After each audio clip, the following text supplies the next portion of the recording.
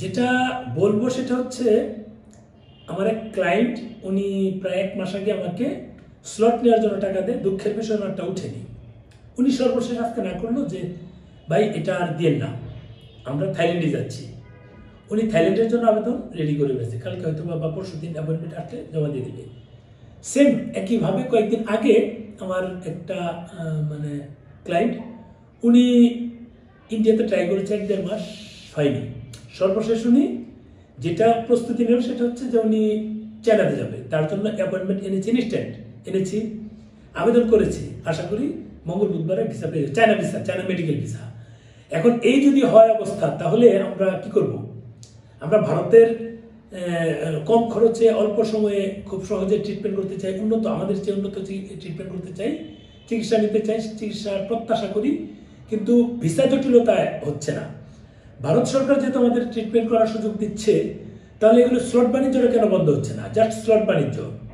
অনেকেই বলছে স্লট দিয়ে আমি কোটি কোটি টাকা কামাচ্ছি, এখন আর কিছু বলার নেই। আমি তো স্লট বাণিজ্য বন্ধ করতে চাচ্ছি শুরু থেকেই, কেন বন্ধ হচ্ছে না? এটা বন্ধ হলে তো হাই কমিশনের কিছু কতিপয় সদস্য আছে, তাদের আখের গোছানো হবে না, আর কিছু মানুষ আমাদের বাংলাদেশে কিছু দালাল আছে, বাটপার আছে, তাদের আখের গোছানো হবে না। আপনি খেয়াল করে দেখবেন, আপনারা কিছু মানুষ নেগেটিভ কমেন্টস করে, প্রত্যেকটা পোস্টেই ওরা শুধু নেগেটিভ কমেন্টস করার জন্য খুঁজে কিভাবে করা যায়। এরা হচ্ছে ওই দালালগুলো যাদের বিরুদ্ধে যায় আমার কথাগুলো, যারা বিভিন্ন এজেন্সির দালাল। একজন আমাকে ওদিনকে কল দিয়ে, আমি এগুলা দেখাবো, কল দিয়ে মেসেজ দিচ্ছে যে আমি বলেছি 2200-2300 টাকায় আমি স্লট নিয়ে দেয়। আমি কোথায় বলেছি? আমি বলেছি যদি এই স্লট বাণিজ্য না থাকতো তাহলে কেবল 2200-2300 টাকায় আমরা এগুলো আবেদন করতে পারতাম, 1545 টাকা জমা দিতাম, আর বাকি 600-700 টাকা আমরা পেতাম।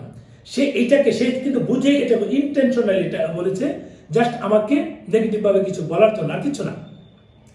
আপনারা বুঝেন বিষয়টা, জাস্ট নেগেটিভলি আমাকে নেগেটিভ ভাবে কিছু বলতে হবে, তো আমাকে বাজে কমেন্টস করতে হবে, তো যে আমি ওখানে এই বলি যে ভিউ ব্যবসায়ী, তখন বলতে ভিউ ব্যবসায়ী।